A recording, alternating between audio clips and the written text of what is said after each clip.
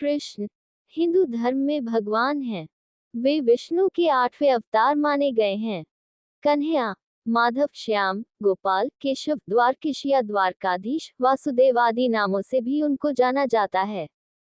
कृष्ण निष्काम कर्मयोगी, आदर्श दार्शनिक, स्थितप्रज्ञ एवं दैवी संपदाओं से सुसज्जित महान पुरुष थे। उनका जन्म द्वापर युग में हुआ था। उनको इस युग के सर्वश्रेष्ठ पुरुष, युग पुरुष या युगावतार का स्थान दिया गया है। कृष्ण के समकालीन महर्षि वेदव्यास द्वारा रचित श्रीमद् भागवत और महाभारत में कृष्ण का चरित्र विस्तृत रूप से लिखा गया है। भगवद गीता कृष्ण और अर्जुन का संवाद है, जो ग्रंथ आज भी पूरे विश्व में लोकप्रिय है। इस उपदेश के लिए कृष्ण को जगत गुरु का सम्मान भी दिया जाता है। कृष्ण वसुदेव और देवकी की 8वीं संतान थे। देवकी कंस की बहन थी। कंस एक अत्याचारी राजा था। उसने आकाशवाणी सुनी थी कि देवकी के 8वें पुत्र द्वारा वह मारा जाएगा। इससे बचने के लिए कंस ने देवकी और वसुदेव को मथुरा के कारागार में डाल दिया। मथुरा के कारागार में ही भादो मास के कृष्ण पक्ष की अष्टमी को उनका जन्म हुआ। कंस के डर से वसुदेव ने नवजात बालक को रात में ही यमुना पार गोकुल में यशोदा के यहाँ पहुंचा दिया। गोकुल में उनका लालन पालन हुआ था। यशोदा और नंद उनके पालक माता पिता थे।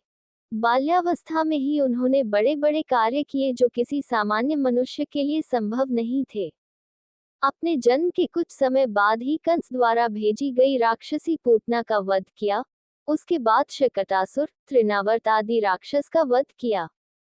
बाद में गोकुल छोड़कर नंद गांव आ गए। वहां पर भी उन्होंने कई लीलाएं की, जिसमें गोचारण लीला, गोवर्धन लीला, रास लीला आदि मुख्य है। इसके बाद मथुरा में मामा कंस का वध किया। सौराष्ट्र में द्वारका नगरी की स्थापना की और वहां अपना राज्य बसाया। पांडवों की मदद की और विभिन्न संकटों से उनकी रक्षा की। महाभारत के युद्ध में उन्होंने अर्जुन के सारथी की भूमिका निभाई और रणक्षेत्र में ही उन्हें उपदेश दिया। 124 वर्षों के जीवन काल के बाद उन्होंने अपनी लीला समाप्त की।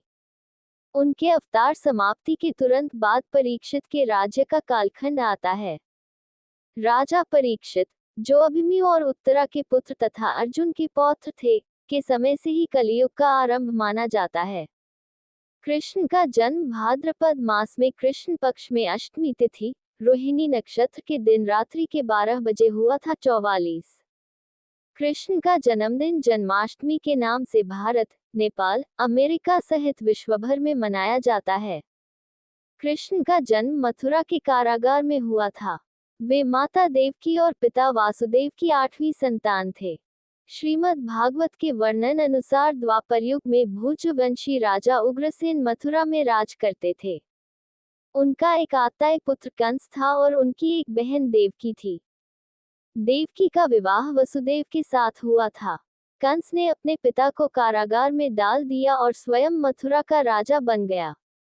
कंस की मृत्यु उनके भांजे, देवकी की 8वीं संतान के हाथों होनी थी। कंस ने अपनी बहन और बहनोई को भी मथुरा के कारागार में कैद कर दिया और एक के बाद एक देवकी की सभी संतानों को मार दिया। कृष्ण का जन्म आधी रात को हुआ, तब कारागृह के द्वार स्वतः ही खुल गए और सभी सिपाही निद्रा में थे। वासुदेव के हाथों में लगी बेड़ियां भी खुल गईं। गोकुल के निवासी नंद की पत्नी यशोदा को भी संतान प्राप्ति होने वाली थी।